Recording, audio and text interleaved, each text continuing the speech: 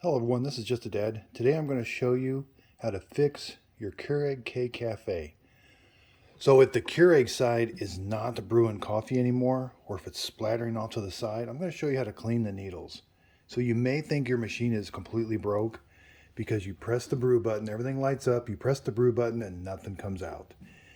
It can be just as simple as there's a top needle and a bottom needle. If those become clogged, your machine, your water pump will sense pressure and it's not going to operate if it has back pressure.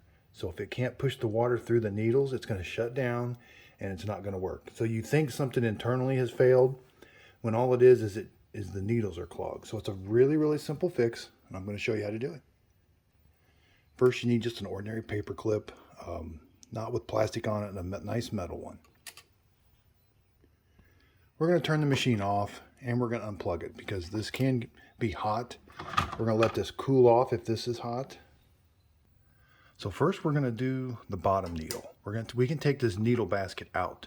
So be careful, the needle is down inside this basket. But if we poke up from the bottom, as we pinch these sides, we can get this needle basket to come out. See, there's nothing sharp on the bottom. When you poke up from the bottom, the needle's right there. So now this thing is designed to come apart. There's a seam right here. I always put it in my hand like this and just kind of snap it apart. Now you'll be surprised how much coffee, if you've never had this apart, there's a lot of coffee junk down in there. Now these four little holes right here, this is if your Keurig is not, if the stream is not really good, if it's coming out to the side and splattering a bunch. Clean these out really good. Take this over to the sink, use a brush, and run a bunch of water through that. Now here we have the bottom side of the needle. There's the needle again. This is how you clean the needle. You're going to put the paper clip in this big hole in the bottom. Now it's not going to go all the way through. That needle is angled just enough to where the paper clip won't go all the way through, but you can see it coming up. So the best thing to do is take this over to the sink, run a bunch of water through here. As you're doing that, you can kind of clean this out. And so you get a bunch of water. Again, this area gets nice and caked up too. So take a brush and clean all this thing.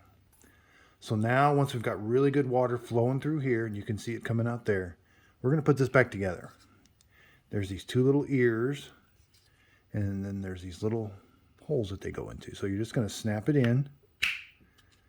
Now it shouldn't come off and it shouldn't rotate. That means we've got it on good.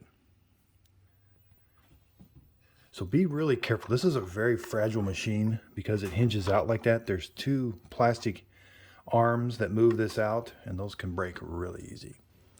Okay, so what I tell people is, so see, we can read the words caution, sharp needles, and the needle's right there. It's going to go towards the machine. And you'll see there's a tang here and two tangs here. So there and there, and there's a big one here. So all this is going to line up, and you got to kind of hold this thing because it wants to close on you. So kind of hold that, and you should hear it snap in. It should be nice and flush all the way around. Practice closing it. If you have to force it, you don't have it installed right. It should close nice and easy. Okay, so now we've got to do the top one. The top one's the most likely culprit to be clogged, but you can't remove it. So you got to clean it in place. You're going to need your paper clip. Now you might have to put a little angle on it there at the end, but it's got three openings. There's one that's easy to see. It's right in the front, but there's two openings in the back.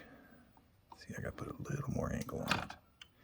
There's an opening there and an opening there. So what I do is I go from opening to opening first. It's a little hard. Go from the back to the front. See how I can go from the back to the front? And same with this, there's a back needle hole. Go from it to the front. It's a little tricky. Now, and then you can go from the front to the back like that too. Now we want to go up into the needle. Now this is the hard part and where you can do some damage. On the back side of this needle, there's a plastic hose that connects to it. If you go up too far, you'll poke a hole in that plastic tube and you'll ruin your machine. So you want to just go up till it stops. See, I'm not forcing it. Okay, that's about where it stops. Go up each hole.